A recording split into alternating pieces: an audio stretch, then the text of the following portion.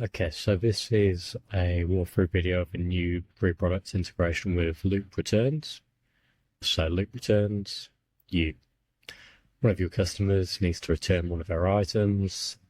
Loop are a great service which kind of manage that end to end, and then they also try and nudge your customers into swapping for a different item or swapping for store credit, as opposed to you just having to issue a full refund. So that's Loop. PreProduct, that's us. So we're a smarter Shopify pre-order app for growing brands. Now, let's get into a scenario that I'm going to show you today and where this integration is particularly helpful. So we have this order here, and it's for the sports trainers in medium. And say medium doesn't actually fit me and I want to go with small. Very broad sizes for shoes, but there we go. So medium's what I got. Small is actually on pre-order. So Loop will actually let a customer swap from medium to small, because the continue selling when out of stock box in Shopify is clicked. So even if this small has zero stock, Loop will still let customers swap.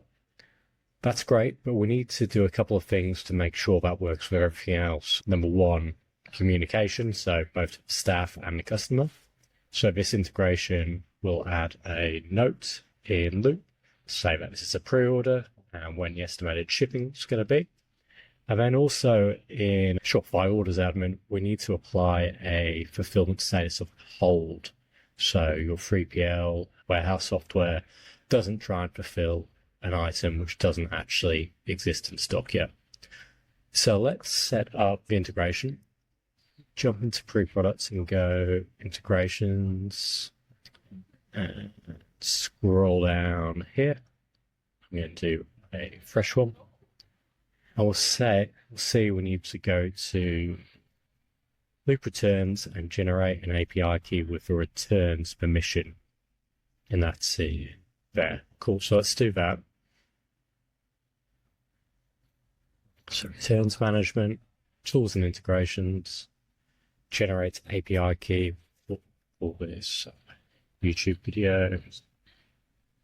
We just need return. This can be anything, so it's just my email.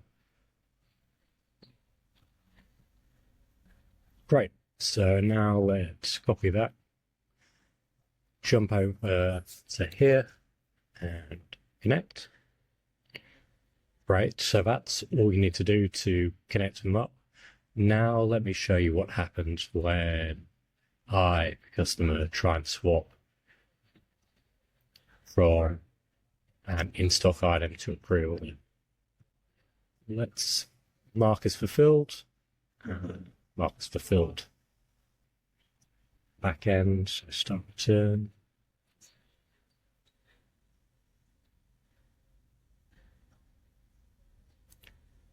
Cool, and we'll say item didn't fit, and we want to say it's too big.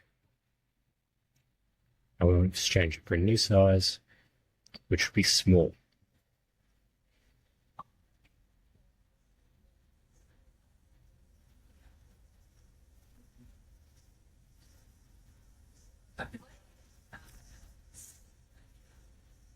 Cool, so it was a medium, we're returning it, and we want to purchase the small instead.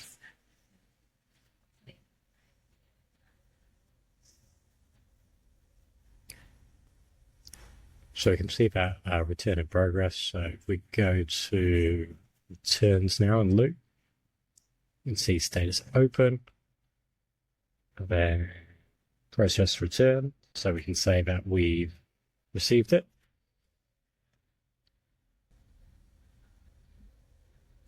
Great, and straight away you can see that I've been sent a pre-order email, because this new order, you can actually, first, let's look at the order which was just returned, paid, fulfilled, return closed, archived, done.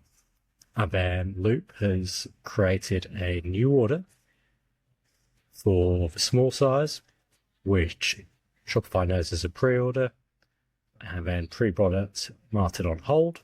So Financially, it's paid, but fulfillment-wise, it's on hold. Yeah, warehouse as 3PL should leave it alone. And then if we go into pre-product, yep, we can see that pre-orders come in. Great. And then if we look into Loop, we should see a pre-order note as well. Cool. Pre-product, this exchange item is on pre-order, estimated shipping 150 days. So those are the two touch points. We had communication in Loop to let you, the merchant, and also the customer know that this is a pre-order exchange and it won't be shipped out straight away. And then both Shopify and PreProduct get told about the item as well, and we get this on hold status and a pre-order tag. Just all your systems know exactly what's going on. So that was PreProduct's new Loop Returns integration. Cheers.